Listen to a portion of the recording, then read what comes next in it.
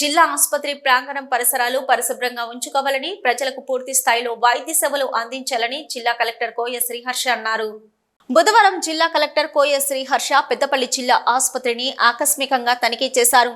జిల్లా ఆసుపత్రిలో ఉన్న బ్లడ్ బ్యాంక్, ఫార్మసీ విభాగం, కంటి వైద్య విభాగం, దంత వైద్య విభాగం, టాయిలెట్లు, జనరల్ వార్డులను కలెక్టర్ పూర్తి స్థాయిలో పరిశీలించారు. ఈ సందర్భంగా జిల్లా కలెక్టర్ మాట్లాడుతూ, జిల్లా ఆసుపత్రిలో సిబ్బంది కొరత ఉంటే వెంటనే తాత్కాలిక ప్రాతిపదికన నియామకం చేసేందుకు ఫైల్ పెట్టాలని కలెక్టర్ సూచించారు.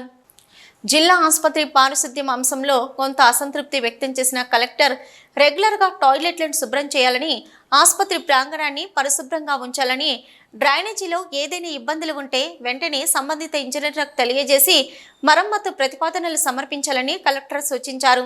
ఆసుపత్రి పారిశుద్ధ కాంట్రాక్టర్కు వెంటనే మెమో జారీ చేయాలని, పారిశుద్ధ కార్మికులు రెగ్యులర్గా వచ్చి ఆసుపత్రి ప్రాంగణాన్ని శుభ్రం చేయని పక్షంలో వారిని వెంటనే విధుల నుంచి తొలగించాలని కలెక్టర్ అధికారులను ఆదేశించారు. జిల్లా ఆసుపత్రి ఆపరేషన్ విభాగంలో అవసరమైన ఆప్థమాలజిస్టు, మైక్రోస్కోప్ ఏర్పాటుకు వెంటనే ప్రతిపాదనలు సమర్పించాలని కలెక్టర్ తెలిపారు.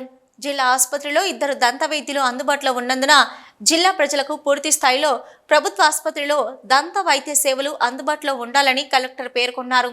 జిల్లా ఆసుపత్రికి వచ్చే రోగులకు అందించే మందుల చీటీలు, వారికి సరఫరా చేసిన మందుల వివరాలు పూర్తి స్థాయిలో ఈ అవశాతిలో నమోదు చేయాలని కలెక్టర్ సూచించారు.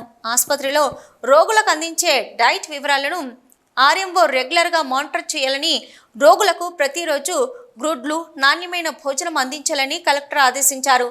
ఆకస్మిక తనిఖీ సమయంలో ప్రభుత్వ ఆసుపత్రిలో జిల్లా ఆసుపత్రి సూపరింటెండెంట్ డాక్టర్ రమాకాంత్, వైద్య అధికారులు, సంబంధిత అధికారులు తదితరులు పాల్గొన్నారు.